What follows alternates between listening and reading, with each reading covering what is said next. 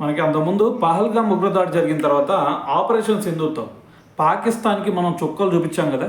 అయితే ఇప్పుడు మరి ఆపరేషన్ సింధూర్ 2.0 ఏమన్నా జరిగే సిచ్యువేషన్ ఉందా భయ అంటే ఖచ్చితంగా జరిగే సిచ్యువేషన్ అయితే కనిపిస్తూ ఉంది. ఎందుకు భయ అంటే మొన్న ఒకసారి మీరు జనవరి 11th చూడండి.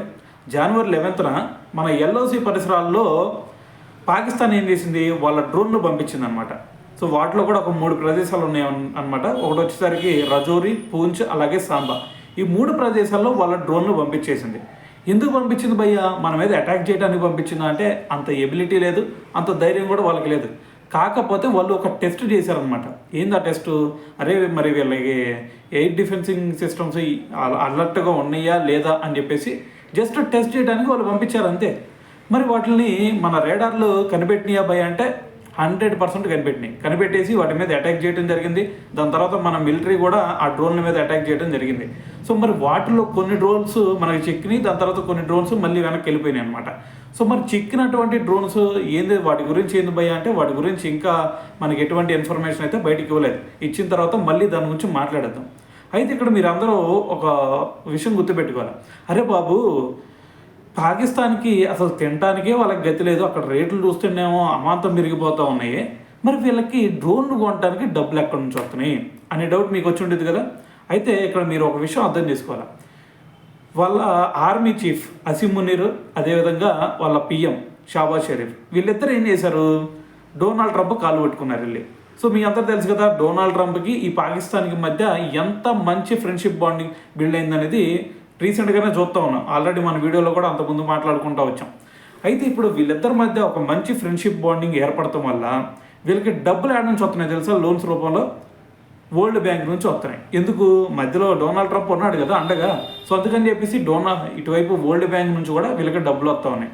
మరి డబ్బులు వస్తున్నప్పుడు వీళ్ళు ఏం చేస్తున్నారు, ఆ డబ్బులతో ఒక పక్క నుంచి వెపన్స్ కొనటం, ఇంకో పక్క నుంచి వచ్చేసరికి వాళ్ళ మిలిటరీ పర్సనల్ యూజెస్ ఉంటాయి కదా, వాటికి యూజ్ చేసుకుంటూ ఉన్నారనమాట. అయితే మరి డబ్బులు వచ్చినటువంటి ఏదైతే అమౌంట్ ఉందో ఈ అమౌంట్తో వీళ్ళు ఏం చేస్తున్నారు, టర్కీ దగ్గర నుంచి అలాగే అమెరికా దగ్గర నుంచి ఈ 2 దేశాల నుంచి వాళ్ళు ఈ వెపన్స్ అయితే కొనుగోలు చేస్తూ ఉన్నారు అనమాట. అయితే ఇక్కడ మరి టర్కీ దగ్గర నుంచి కొనుగోలు చేస్తున్నారు కదా, మరి అంత పవర్ఫుల్గా ఉంటాయా టర్కీ దగ్గర వెపన్స్ అంటే అవి చాలా డమ్మీ అనే చెప్పాలి. ఎందుకంటే ఒక్కసారి ఆపరేషన్ సింధూర్ అప్పుడు చూడండి, వాళ్ళు యూజ్ చేసింది మొత్తం కూడా అటువైపు ఇది టర్కీ దగ్గరే, అమెరికా దగ్గరే. కానీ మనల్ని ఏమైనా చేయగలిగారా అంటే ఏమీ వేయలేకపోయారు. సో మరి ఇంకో విషయం మనం గుర్తుపెట్టుకోవాల్సింది ఏంటంటే డ్రోన్స్. వాళ్ళ నేను డ్రోన్సే కదా వాళ్ళు పంపించింది. సో ఈ డ్రోన్స్ గురించి కనుక మనం మాట్లాడితే ఫస్ట్ డ్రోన్స్ ఫ్యూచర్లో కూడా మనకి డ్రోన్స్ వల్లే ఎక్కువ యుద్ధాలు జరిగే ఛాన్స్ అయితే ఎక్కువ కనిపిస్తుంది. సో ఎందుకు అనేది తర్వాత మాట్లాడేద్దాం. అయితే దానికంటే ఫస్ట్ మనం మాట్లాడాల్సింది టర్కీ గురించి.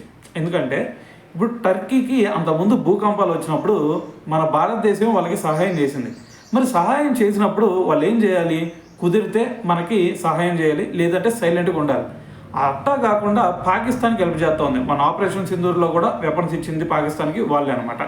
అయితే ఈ విధంగా అంటే మనం ఎంత తక్కువ, ఎందుకంటే టర్కీ చూస్తే పాకిస్తాన్ లాంటి దేశమే, వాళ్ళ భావాలన్నీ కూడా అదే వీళ్ళ భావజాలం, దాని తర్వాత వాళ్ళ సేమ్, ఇద్దరు కూడా ఒకే టైప్ అనుకోండి, 2 కూడా ముస్లిం దేశాలు కాబట్టి. అయితే మరి ఇప్పుడు అటువంటి ముస్లిం దేశాల నుంచి మనం ఎంత తక్కువ ఎక్స్పెక్ట్ చేస్తే అంత బెటర్. సో అయినా సరే టర్కీ ఇచ్చేసింది, ఓకే, అదంతా పక్కన పెట్టేసేయండి. సో టర్కీ ఇచ్చినంత మాత్రం మనం ఆపరేషన్ సింధూర్లో ఏమన్నా లాస్ అయ్యామా, మనమే వాళ్ళ మీద డామినేట్ చూపించాం కదా. ఎందుకు, మనం చూస్తే వాళ్ళ ఉగ్రస్థావరాలన్నింటిని కూడా ధ్వంసం చేసాం. దాని తర్వాత వచ్చేసరికి వాళ్ళ ఏవైతే మిలిటరీ బేస్లు ఉంటాయో వాటన్నిటిని కూడా ధ్వంసం చేయగలిగాం. సో దీంతో మనం కంప్లీట్గా డామినేషన్ చూపించాం. మరి ఎందుకు మధ్యలో వదిలేసాము అంటే అది మనం కావాలని చెప్పేసి వదిలేసిందే. ఎందుకంటే మన దేశం ఎప్పుడు కూడా ఒక మంచితనం అనేది ఒకటి ఉండిద్ది. సో ఇది మనం ఏం ఆలోచిస్తాం, వాళ్ళ దేశంలో ఉన్నటువంటి ప్రజలకి ఎటువంటి హాని కలగకూడదు అని చెప్పేసి మనం ఆలోచిస్తూ ఉంటాం. అందుకని చెప్పేసి మొన్న పాకిస్తాన్ బతికిపోయింది. సో ఈసారి కనుక మనం గనక ఆపరేషన్ సింధూర్ పాకిస్తాన్ మీద 2.0 కనుక మరి వాళ్ళ మీద ప్రయోగించామంటే ఖచ్చితంగా మొత్తం లెగిసిపోయేలాగా ప్రయోగించాలి. ఎందుకంటే ఇప్పుడు ఆల్రెడీ చూస్తే ఆపరేషన్ సింధూర్ అప్పుడు ఈ 2.0 జరిగే ఈ మిడిల్లో చూసుకుంటే పాకిస్తాన్ వెపన్స్ పరంగా ఇంకా డెవలప్ అయిందనే చెప్పాలి. ఎందుకంటే ఈ మిడిల్లో వాళ్ళ దగ్గర వచ్చేటటువంటి డబ్బులు మొత్తం కూడా ఇటువైపు టర్కీ దగ్గర నుంచి వెపన్స్ కొంటూ ఉంటుంది, అటువైపు అమెరికా దగ్గర నుంచి కూడా ఇంకా వెపన్స్ సమకూర్చుకుంటుంది. సో మరి ఈ విధమైనటువంటి ఛాన్స్ కనుక ఇవ్వకుండా మనమే మొన్న వాళ్ళ మీద పూర్తిగా ధ్వంసం చేసేసి ఈసారి ఇండియా మీద యుద్ధం అంటేనే భయపడే విధంగా చేసినట్టయితే బాగుండేది. కానీ మనం తప్పు చేసామనుకోండి, అది పక్కన పెట్టయితే ఇక్కడ మనం డ్రోన్ల విషయం గురించి మాట్లాడాలి. డ్రోన్ల విషయం ఏంది భయ అంటే, నిన్న వాళ్ళు డ్రోన్లు పంపించారు కదా. సో ఈ డ్రోన్లు మరి వీళ్ళకి ఎక్కడి నుంచి వస్తున్నాయి అంటే టర్కీ దగ్గర నుంచి వస్తున్నాయి. ఇంకా ఫ్యూచర్లో కూడా వీళ్ళకి ఇంకా డ్రోన్లు పెరిగే ఛాన్స్ ఉంది. ఎందుకంటే టర్కీ పాకిస్తాన్లో డ్రోన్లు కంపెనీ అయితే మ్యానుఫ్యాక్చరింగ్ కంపెనీ అయితే పెట్టబోతుంది అనమాట. ఎందుకు పెట్టబోతుంది భయ అంటే, ఫ్యూచర్లో ఈ డ్రోన్ల వల్లే ఎక్కువ యుద్ధాలు జరిగేది. ఎందుకు? ఇప్పుడు మీరు ఒకసారి ఒక డ్రోన్ని కానీ లేదంటే ఒక ఫైటర్ జెట్ని కానీ మనం కొలాప్స్ చేయాలంటే మనం ఇక్కడ ఏం యూజ్ చేయాలి? ఫస్ట్ డ్రోన్ అయినా సరే, మనం ఫైటర్ జెట్ని అయినా సరే కూల్చాలంటే మిసైల్ యూజ్ చేయాలి. మిసైల్ కాస్ట్ ఏ విధంగా ఉండిద్ది? 100 కోట్లలో ఉండిద్ది. కానీ డ్రోన్లు కాస్ట్ వచ్చేసరికి 25 లక్షల్లో వచ్చేది, 10 లక్షల్లో వచ్చేది, 15 లక్షల్లో వచ్చేది. అంటే లక్షల్లో డ్రోన్లు లభిస్తూ ఉంటే ఆ డ్రోన్ని చంపేయడానికి మనం 100 కోట్లలో ఖర్చు అయ్యేటటువంటి మిసైల్ని యూజ్ చేస్తున్నాం. ఫైటర్ జెట్ అంటావా? ఫైటర్ జెట్ని కూల్ చేసామంటే మనకు లాభమే. ఎందుకు? ఇప్పుడు ఫైటర్ జెట్ కాస్ట్ 1000 కోట్లో ఉండిద్ది. మనం ఇక్కడ యూజ్ చేసేటటువంటి మిసైల్ కాస్ట్ ఎంత ఉండిద్ది వాటిని చంపేయడానికి? అది 100 కోట్లో ఉండేది. 1000 కోట్లలో దాన్ని 100 కోట్లతో లేపేస్తే అది మనకి ప్రాఫిట్టే.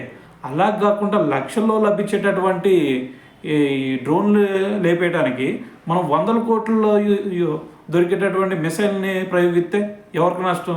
మనకే కదా నష్టం. సో మరి ఇప్పుడు దీన్ని దృష్టిలో పెట్టుకుని ఇది ఒక పక్కన రష్యా ఉక్రెయిన్ యుద్ధం జరుగుతుంది కదా, అక్కడ కూడా యుద్ధం ఉక్రెయిన్ ఏం చేస్తుంది? కొన్ని వందల డ్రోన్లని రష్యా మీద పంపిస్తూ ఉంది. సో మరి దానివల్లే కొంచెం రష్యాకి కొద్ది గొప్ప ఏదన్నా ఎఫెక్ట్ జరిగిందంటే వాళ్ళు డ్రోన్ యూజ్ చేయడం వల్లే. సో ఇప్పుడు కూడా మరి డ్రోన్లను ప్రయోగిద్దామని చెప్పేసి వాళ్ళు పాకిస్తాన్ వాళ్ళు కూడా ఆ 3 ప్రదేశాల్లోకి, LOC ప్రదేశాల్లోకి పంపించారనమాట. సో మరి వీటిని రేడార్లు 100% పసిగట్టిని అనే చెప్పాలా, పసిగట్టేసి దాని తర్వాత వాటిని కొన్ని కొలాబ్ చేసాం.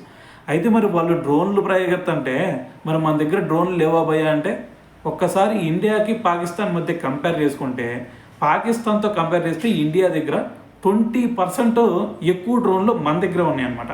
సో మరి దీన్ని బట్టి అర్థం చేసుకోండి, మనం కనుక డ్రోన్లు పంపించామంటే ఈ డ్రోన్లు ఎలా పని చేస్తాయి తెలుసా? అంటే సూసైడ్ చేసుకున్నట్టు. అంటే ఎక్కడ ఏ ప్లేస్కి వెళ్ళి పడాలో ఆ ప్లేస్ దగ్గరికి వెళ్ళి అక్కడ మొత్తం కూడా బ్లాస్ట్ అయిపోయింది. బ్లాస్ట్ అయితే ఆ చుట్టూ పరిసరాలు మొత్తం కూడా గల్లంతవుతాయి. సో మరి ఇటువంటి సిచ్యువేషన్ అయితే డ్రోన్లకు ఉన్నటువంటి ఎఫెక్ట్ అయితే ఈ విధంగా ఉండేది అనమాట.